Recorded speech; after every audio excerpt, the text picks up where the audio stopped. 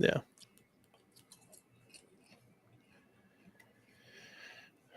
All right. Hello, everybody, and welcome into this AFC South Show 232 here on the channel. My name is Curtis, host of the show. With me, my resident co-hosts. Up at the top right, the esteemed Glitter Kitty Conquistador, soon to be author of many leather-bound books. Isaiah, co-host. I'll be leather-bound. I don't know about any books. Oh, God. But, you can catch him and Eric and Trevor over on Third and Teal, talking all things Jacksonville. Down at the bottom right, we got Jeff, a.k.a. Walk Softly and Carry a Big Stack, one half of Unstabled. You can catch the other half of Unstable, Justin. I was going to say his better half, but that implies something else. You can catch, it's rude. You can catch Justin over on Kingmaker Sports talking about your fantasy footballs. And then they do another joint venture called Tag Team Talk. Get it together, Curtis. Jesus. And then down at the bottom left, Andrew, one half of Titans Table for Two. Yes, that was. Yeah. You guys remember in the offseason when we were like, the Titans are bad, and Andrew was like, we could do some games. And I thought it might go like 500. Yeah. So what was his? Not lose by a total of 500. Yeah. Oh, man. I think this would be a good time to queue up like our predictions, and I think I said their ceiling was like 5 wins. I'm pretty sure we all gave him like 4 or 5.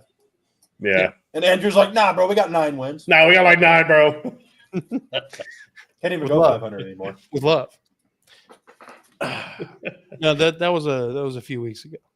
Cross that threshold.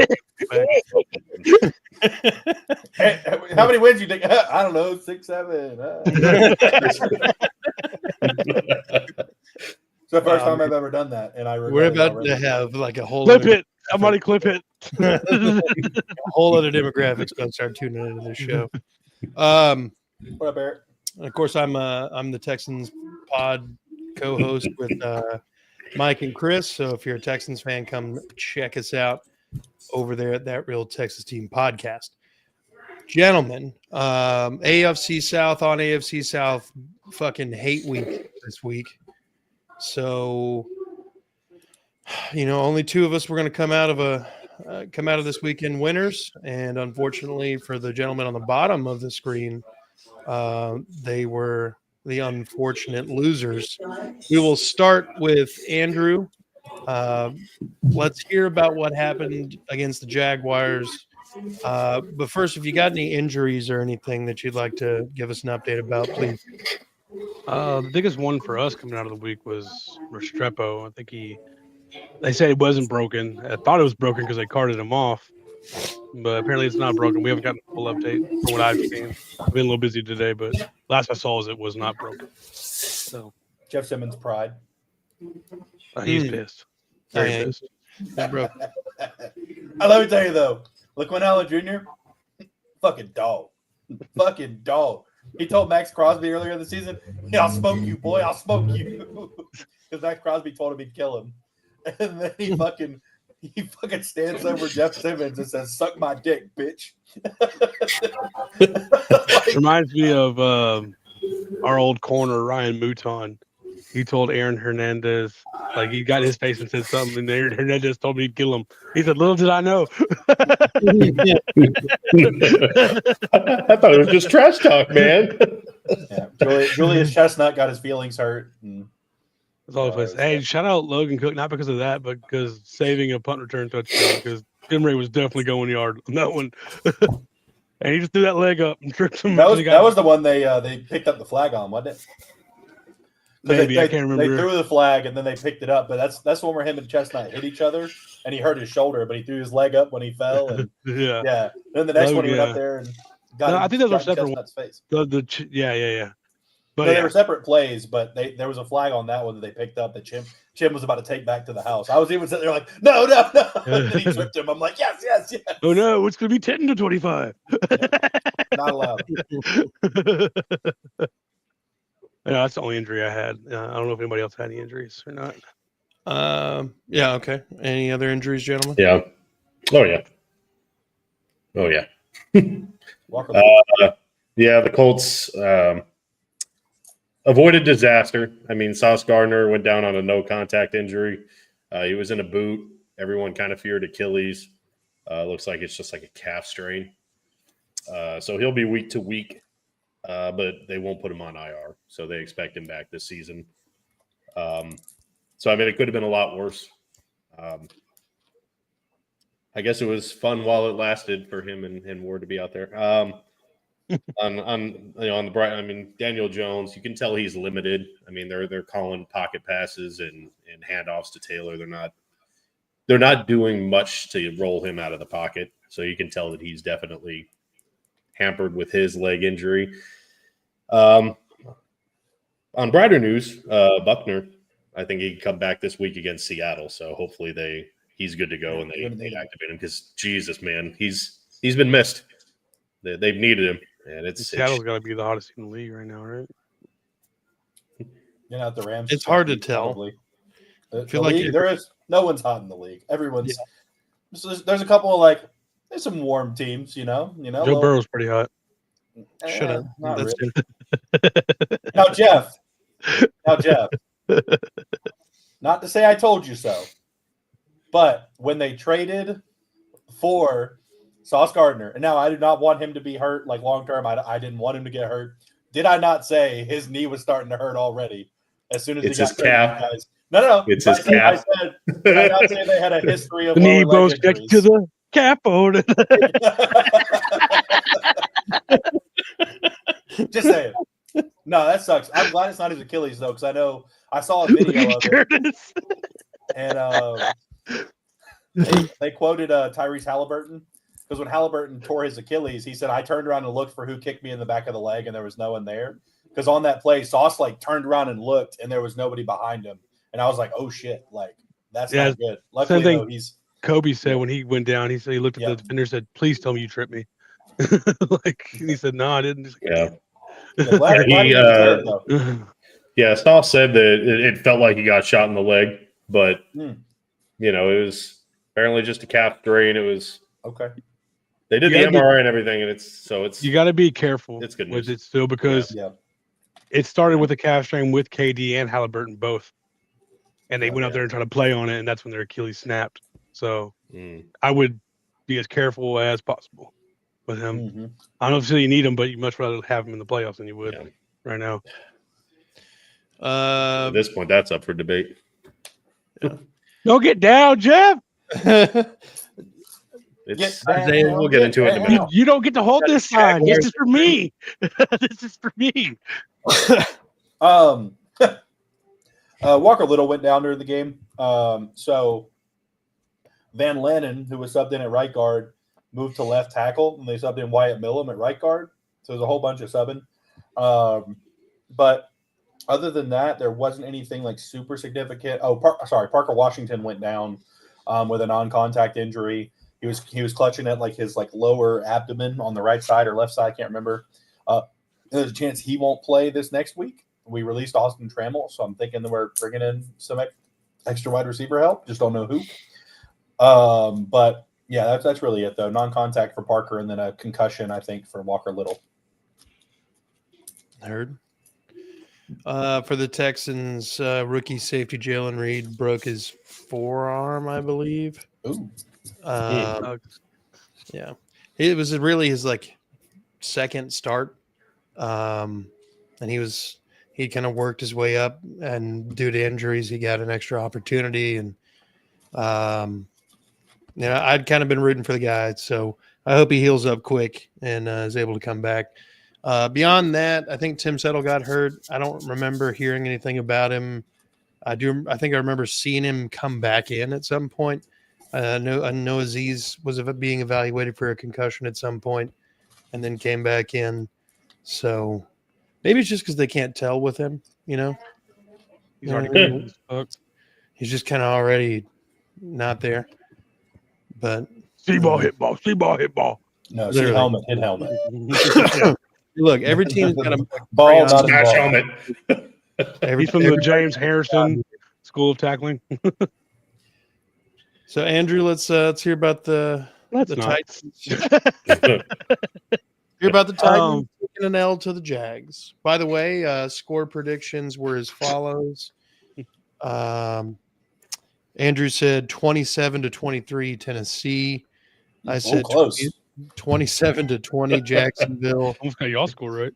Jeff said 18-17, but really 38-17. And Isaiah said 38-17. I deferred to Isaiah. Yeah.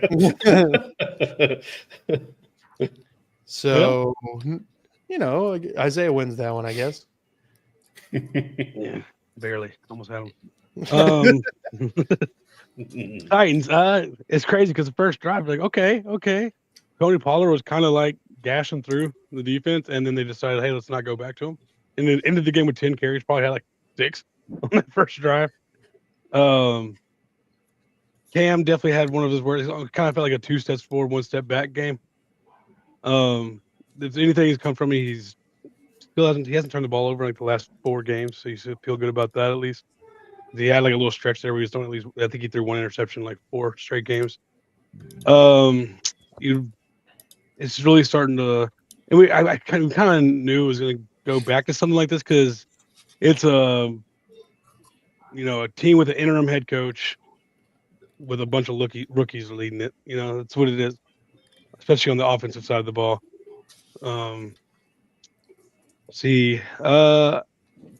Jim still looked decent on punt return. I think he had 1 muff.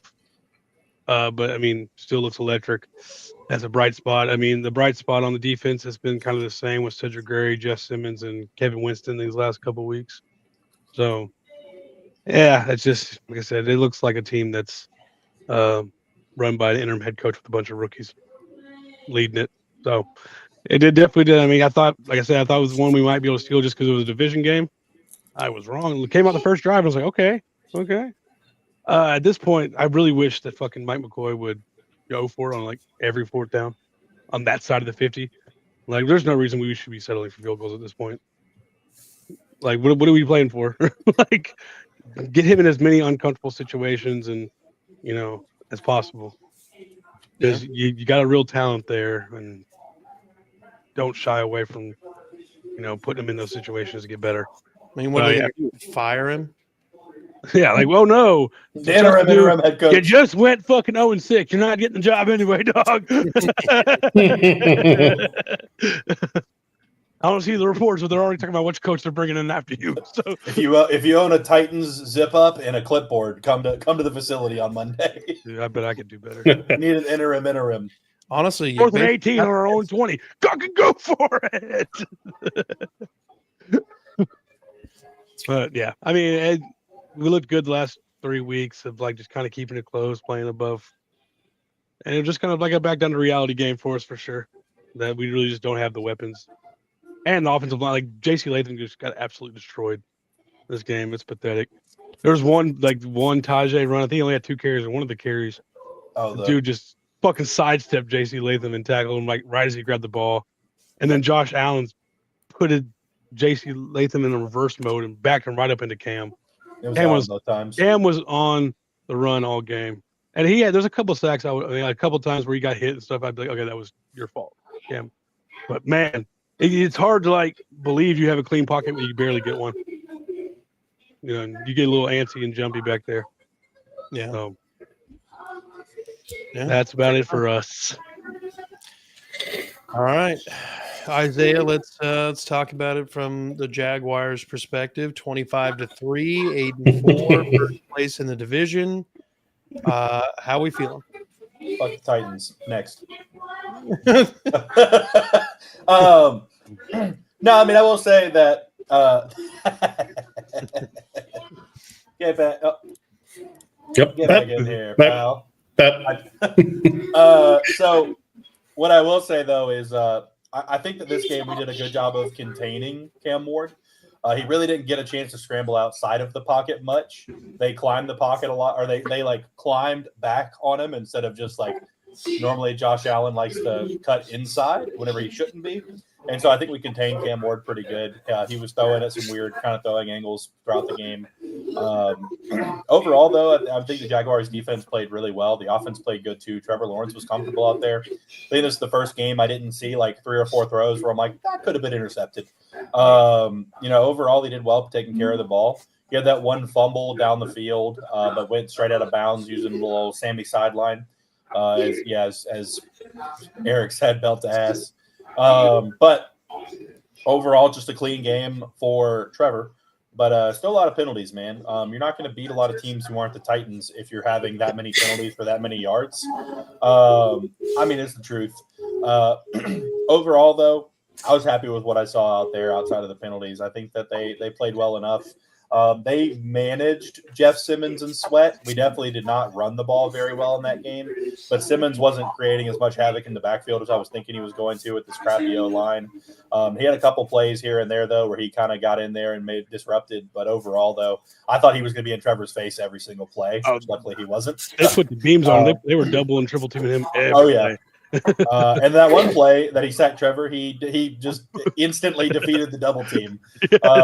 And Trevor's over here. I think the problem is Trevor's like 20 seconds behind, so he's like screaming about the right guard, and I'm like, Jeff Simmons beat a double team against the left guard in the center. What the fuck are you talking about? And I'm like, oh wait, he's talking about like 3 plays ago. Overall though, I was happy with what I saw out there. The defense played good enough. Special teams did all right. Logan Cook was getting a little chippy out there. Apparently he told someone he was going to kill him. I don't think that really happened, but if it did, man the fuck up.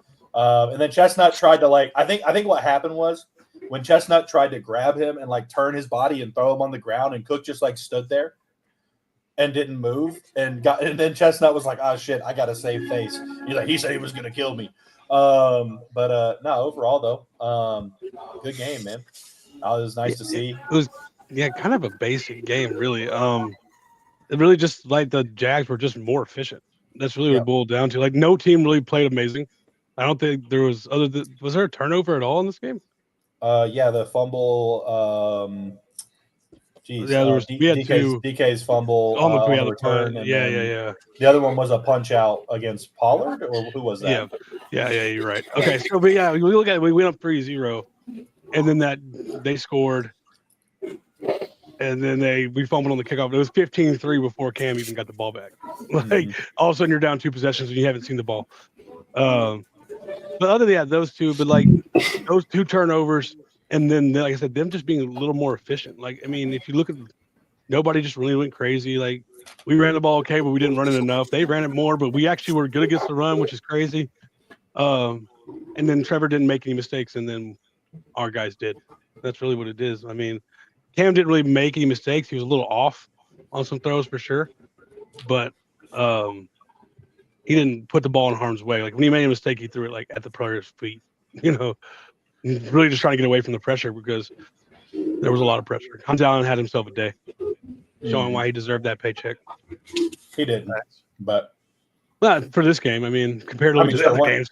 One game, yeah, but no. This game compared to the other ones, he showed why. If he did this every single week, if we play the Titans every single week, he'd be fucking Myles Garrett, baby. Yes, sir. But that's really all I've got for this one. Nothing special, just Jaguars went out there and played football efficiently outside of the penalties and just took care of business. Yep. Kind of a boring game to watch, honestly. For some people. But it really was the chippiest 25-3 game ever. They were fighting like after every play. It was crazy. If there's when the punter's out there fighting, bro, Yeah, if there's anything you could take as a Titans fan, like, hey, they care enough where they're still getting mad out there. They're not like just going out there for the motions, Yeah. So. Well, all right. Let's pivot to the other AFC South matchup. Colts bringing in the visiting Texans. Of course, the Colts lose 20-16. Jeff, how we doing? How we feeling? What's going on? What's the vibes? So like this segment that I'm going to start with is not to say that I'm letting Shane Steichen and the Colts off the hook. But there are things that need to be tied. And it's just not in this game. I mean, it's been shitty all around the league. The officiating in this, like, I hate to bitch about it, I really do, but there's a lot of rules that I think have some gray area. There's one that's pretty black and white.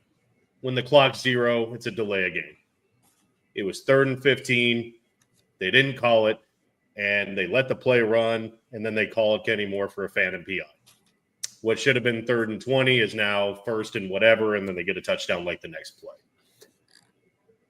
You can argue all day, extra point, not extra point. Shouldn't even have mattered. Should have been 3rd and 20. And then the Colts get the ball back on the, obviously, Texans had to kick. It was a really pretty egregious face mask on Jonathan Taylor that God missed. There was pass interference, I think, on Alec Pierce that got missed. It was really frustrating. But Shane Steichen, I sent you guys a text when the game started. When you think back at how the game against the Chiefs went, Daniel Jones put up like 18 yards in the second half, and he elected to receive in overtime. They went 3 and out, punted, rest is history. He elects to receive at home when your offense sputtered against the Chiefs. And what did they do? Pass, punt. I'm like, he just lost the game on the opening fucking drive. Right now, your defense is your strength, and you want the ball in the second half. I don't know what he's doing. I think they were winning in spite of him.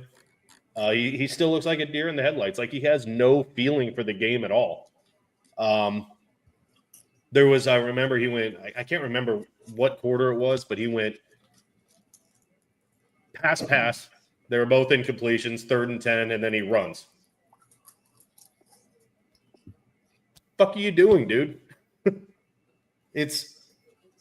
I can't, like, when you mix that kind of coaching and the end of the game, like whatever officiating, you're not going to win games. He was very aggressive.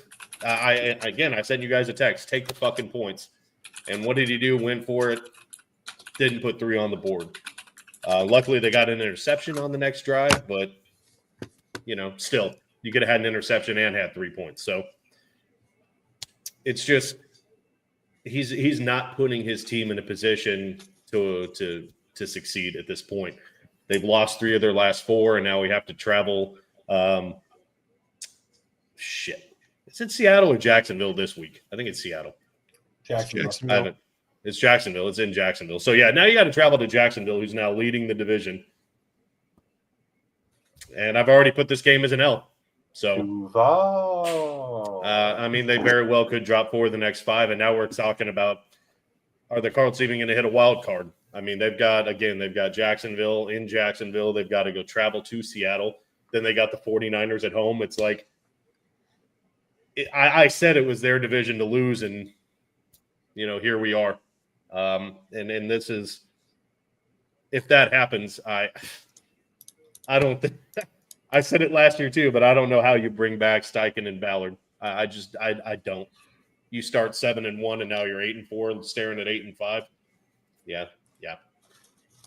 He's proven that he cannot coach against, like, look at how he coached against Andy Reid. Look at how he's coached against a number 1 defense. Look at how he coached against the Rams. When he's not beating up against shitty teams, Titans, he just looks lost. He has no feel for the game, and it's just, even if they go to the playoffs, it's like, I don't trust Shane Steichen at all at this point. It's frustrating. The whole damn game was frustrating. Speaking of bad bad your refs, text. Do what? I couldn't tell from your text. Oh, it was a very frustrating day. It's But, like speaking of bad reffing, the refs are also the only reason the Colts were even still in this game, because of a phantom PI that happened against the Alec Pierce late in the game that got them another touchdown, because that ball was 15 yards out of bounds and clearly uncatchable. And so show the video. no PI. Okay, There isn't one. There is.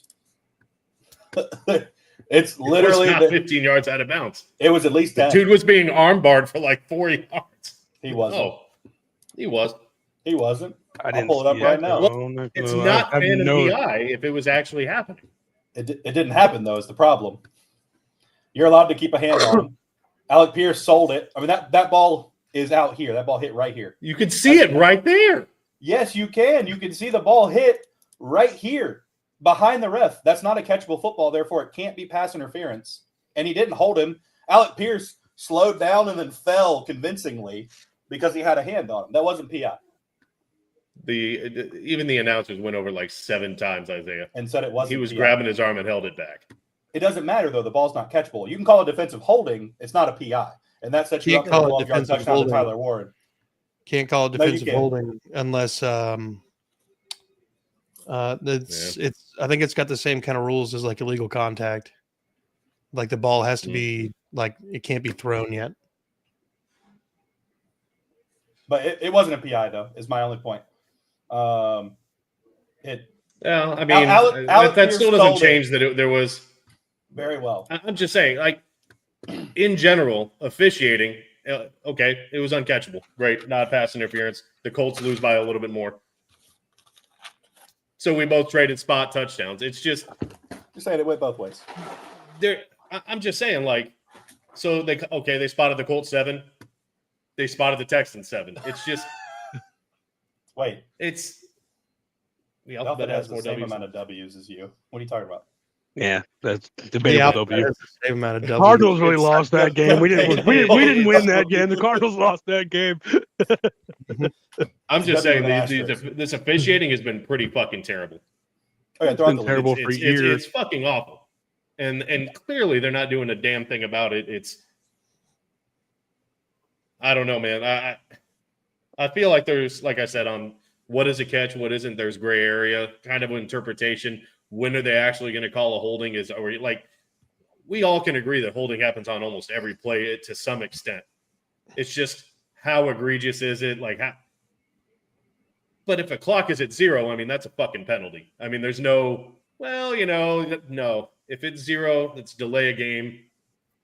That's the rule. And there was a good amount of time for them to like look at the clock and see the ball hadn't been snapped. It's 3rd and 20.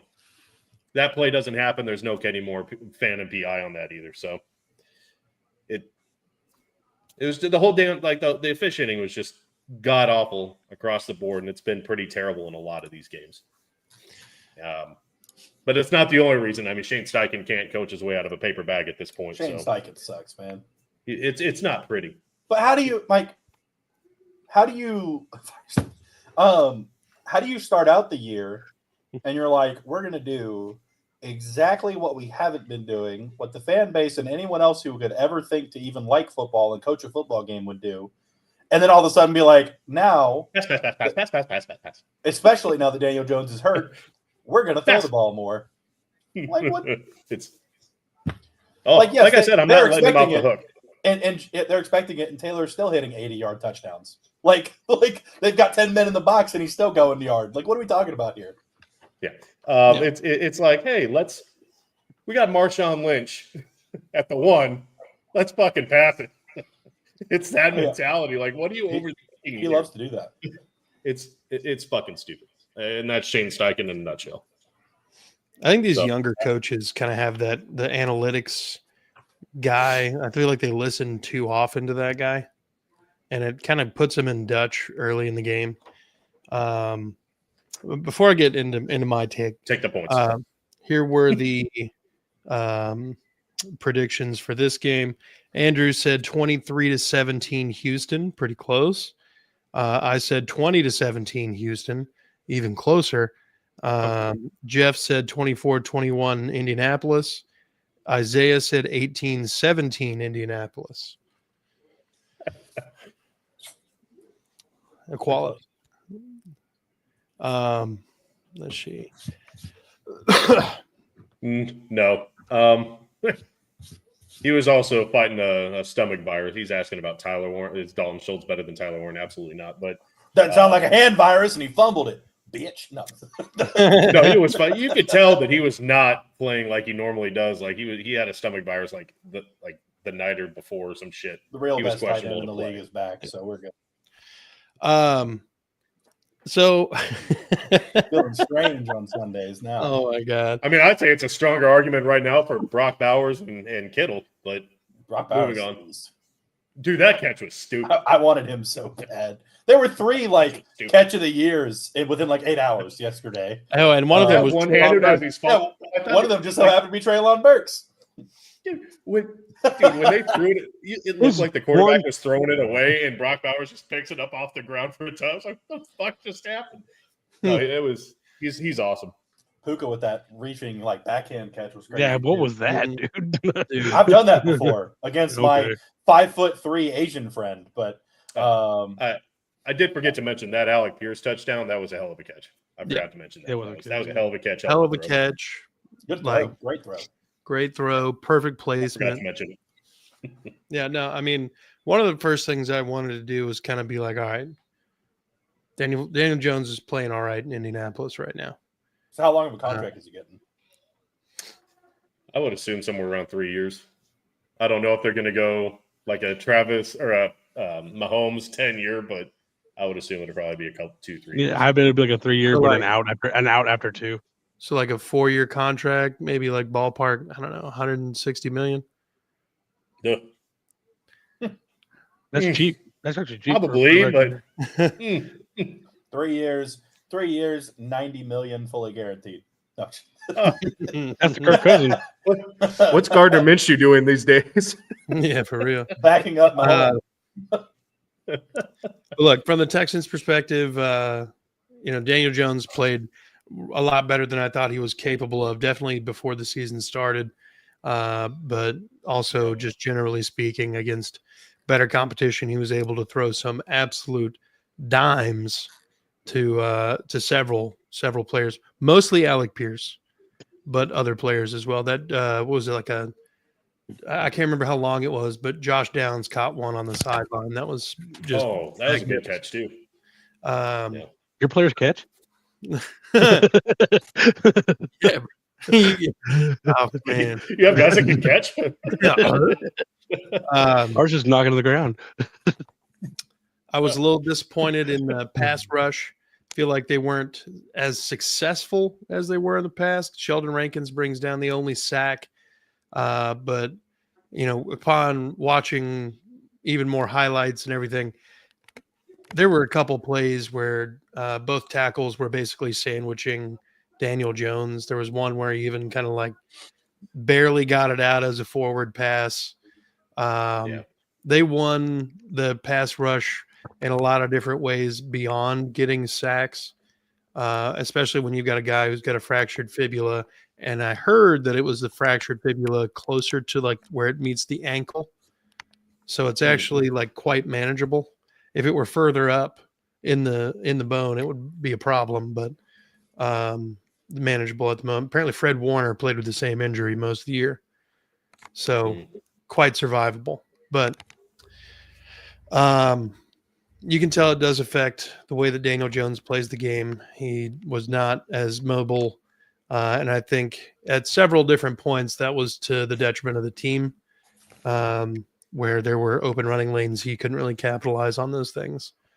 Jonathan Taylor, I mean, it was just one of those things where you're like, all right, we can't necessarily stop him outright, but let's at least mitigate where we Let's keep him can. out of the end zone so I can't win $300. Well, Yeah. Shane Steichen did that for you guys. So. Fair, but yeah. So I mean, getting him was 84 yards on 21 carries, and I think he had another 38 in the receiving game, mostly coming off that one big kind of screen pass early in the first half, if I'm not mistaken. I mean, but yeah, even all that said, the defense still did its job when it came time for the most crucial fourth down, the most crucial third downs. They rose to the occasion and, got the job done when the offense was looking better than it has at different points in this season. Actually getting 2 touchdowns in the red zone this week was fucking impressive considering. So I got to give credit to Kaylee for at least getting a little bit more creative with how he's getting people in the end zone when we get down into the red zone. But offensive line was all right. Stroud was fine. A little rusty. Came in and kind of forgot, where the line of scrimmage is and threw that illegal forward pass like 4 yards downfield for some reason. That stupid interception right after we stop y'all on 4th down in the red zone where he's just trying to play big ball and misses the wide open guy in the middle of the field to go throw it at a guy in double coverage. You know how it is. But yeah, good game. There was so much bad officiating in this game. Not just this game. I mean, hell, the Commanders game last night was even really bad with penalties. There were a lot of different shit. Hold on. Stop crying. Let's go Texans. Jesus. But y'all called me ridiculous when I said the Texans could go 7-1 down the stretch. Now we're looking at needing to go 4-1 down the stretch to make that happen. And my one loss was to the Chiefs. So if we lose this week, this is as the plan expected. But with that being said, gentlemen, what were y'all's thoughts on the game? Yeah, I kind of felt similar with the Jags and Titans game. Like the Texans were just more efficient. Like obviously it was closer, but the Texans like staying those drives led to a little more time of possession. It was just a more efficient game. Even though they had the one turnover and the Colts didn't, they weren't able. They got a third. I think they were like 30% on 3rd down. That's rough, and that hasn't been their MO all season. But I think that's a lot to do with just the Texans defense. I mean, the best defense in the league for a reason. So, and it doesn't help when the best defense is going against a quarterback who's obviously not 100%. Yeah. Well, I mean, again, that leads back to their bread and butter is either a good run on 1st down or just an easy check down to pick up 4, 5, 6 yards on 1st. And for some reason, these last couple of games, Steichen was like, nah. We want 3rd and longs. I can't. After watching these last year, I can't support it, dude. I get it, man. I've been thinking about it, and realistically, if Steichen wanted to, if anybody was trying to beat the Texans, knowing how hard our offense has to work just to get a fucking field goal on the board, putting any kind of points up with consistency is usually just literally enough. Like field goals every drive, you're going to outscore the Texans. If the Colts had implemented this strategy, they probably would have outscored us altogether, even, all things considered as equal. But, yeah, I don't know. Steichen made some interesting moves, to say the least. Stupid. You don't have to sugarcoat it. Stupid moves. The Cade Stover tush push 2 in a row on 3rd down and 1, and it didn't work. And then on 4th down and 1, and it didn't work. What the fuck are we doing? I don't mind the idea of being aggressive there, but also if we kick a field goal, we're up 7. And instead of that, we're sitting here right now. And, whatever. You're putting a lot of pressure on the defense. Yeah. But here we are, gentlemen, walking into week 14. And this is how the AFC South is being treated in the playoffs right now. Jaguars are the 3 seed, Colts are the 6 seed, I believe, and the Texans are first in the hunt. Now, obviously the Colts and the Jags play each other. If Houston is somehow able to win,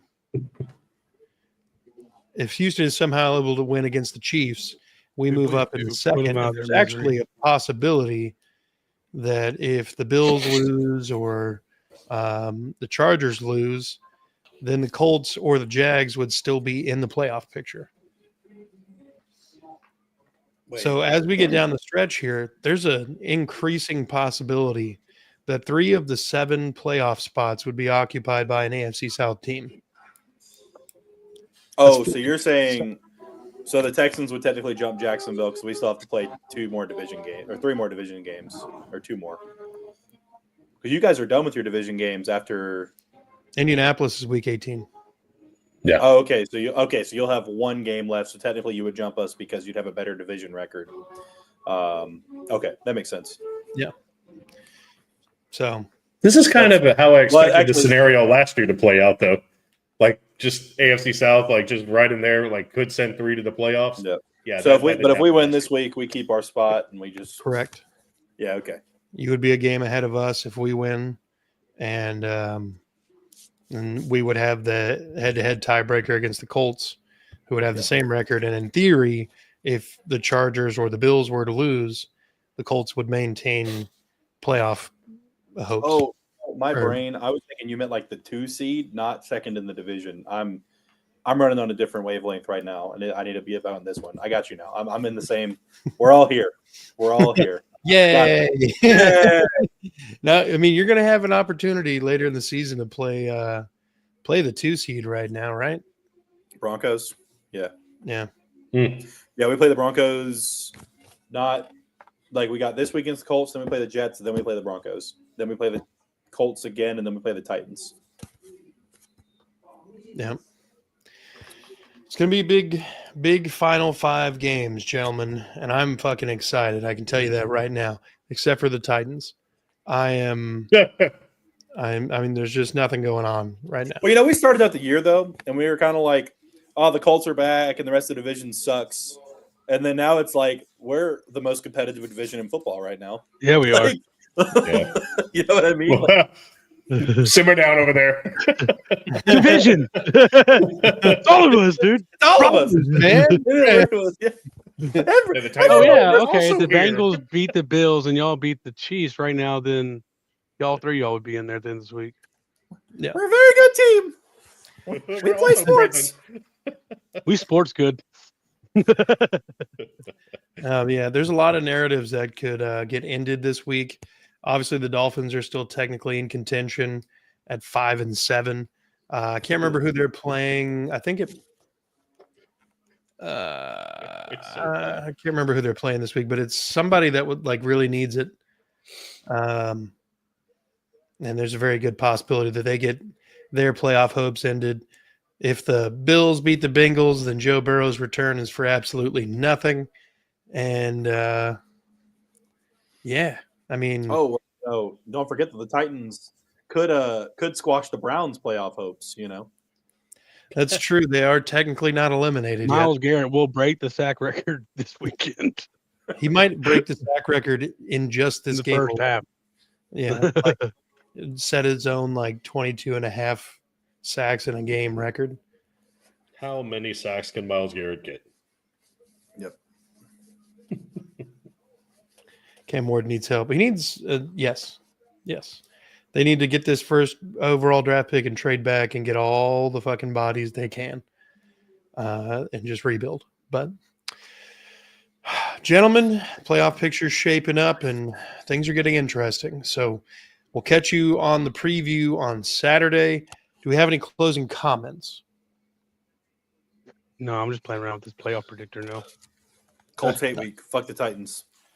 Yeah. Hey, it was called hate week last week for us. I passed the juju on TE. No, they passed the juju to the Dolphins, Mm. and he's actually playing pretty decent there. Oh, that's right. Yeah. The Juju Prince. He got hurt.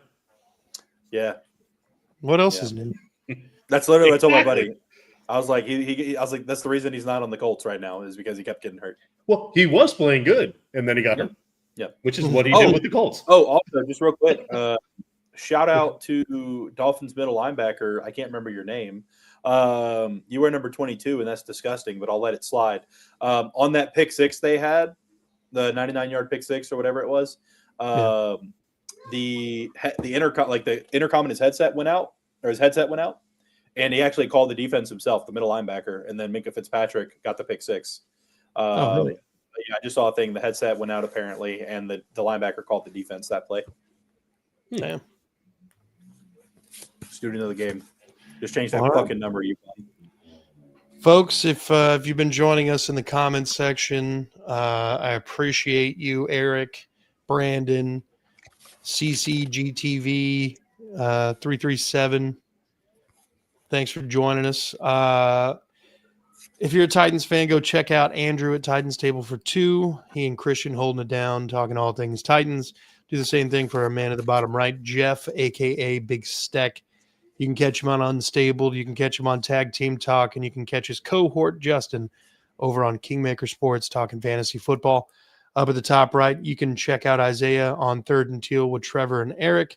And then you can catch me talking all things Texans with Mike and Chris. Like and subscribe on the channel, folks. Trying to get in front of more AFC South fans each and every day. So y'all want to hear? I just did my playoff, like my predictions for the rest of the year. I don't You want want to to hear. hear? Okay, I got all three of y'all in there. And I didn't do that on purpose. All right. wanna Yeah, hear go it? for it. Hit it. Okay. First seed, the Patriots. Second seed, the Broncos. Third seed, the Texans. Fourth seed, the Ravens. Fifth seed, the Colts. Sixth seed, the Jaguars. And seventh seed, the Bills. Y'all all have the same record, but the Texans take the tiebreaker. You have us all with the same record. 11-6. And that was just me just throwing it together. That's crazy. Yeah. That would be kind of wild. Wait, so you're saying, yeah, they beat the Chiefs this weekend, Yeah. or whenever they play them. Okay, yeah. So y'all would all be 11-6. Wait, but how would Houston have the tiebreaker? I don't know. Who do you have us losing to? Let me go back. So you do want to hear it now? No, I don't. I was kidding. Bye. Jaguars. Who do y'all play this week? The Colts. I have y'all winning Colts. this one, beating the Jets, losing to the Broncos, losing to the Colts, and then beating us. Wouldn't they give us the They're same going- record? Or did the Texans sweep the Colts? We have one game left. Yeah, one. I have the Colts beating the Oh. Texans in Week 18 So we'd have Because the same they- record. because they would win the division regardless by that point. No, we'd be 5-1 in the division. So even if they lost to the Colts last week, they would still win the division. Since y'all split, y'all be 4-2. and You're we'd be 5-0 in the No. division right now. Oh, No, 5 you wouldn't be 5-1 in the 4. division. You'd be 4-2. You'd be 4-2 because you lost to Jacksonville one game. If you split Yeah. with the Colts, you'd be 4-2. We'd have the same record. Didn't you just Maybe say? it's like an AFC. I have you split. I have them Colts. Yeah, beating you. he had you losing Oh, to the okay. Colts. I misheard. Yeah. My bad. But even like the difference, I guess that would like be you- points at that point. Or yeah, there's somehow- so many different tiebreakers down in there, Yeah, or like AFC record, like opponent's record, stuff like that. yeah, But the best news about this is the Chiefs wouldn't make it. yeah. That's really what I'm. Yeah, are the If Bills the in- Chiefs and the Bills somehow don't make it, that would be an amazing season. Oh, dude, I think there's a possibility. This one, the Bills are making it. They're the 7th seed in this. All right. There's a possibility that if things break right, there's no Lamar, Josh Allen, or Patrick Mahomes in the playoffs. But if the Jets beat the Bills last week, then the Chiefs do jump in, and then y'all swap speeds, the Colts and the Jack, which is weird. Interesting. All right, folks. Let's get That's how out. it's going to happen. Book it. Put Yup. your bets in. You heard it here first. Be good people. Fuck the Cowboys. It was never the Colts.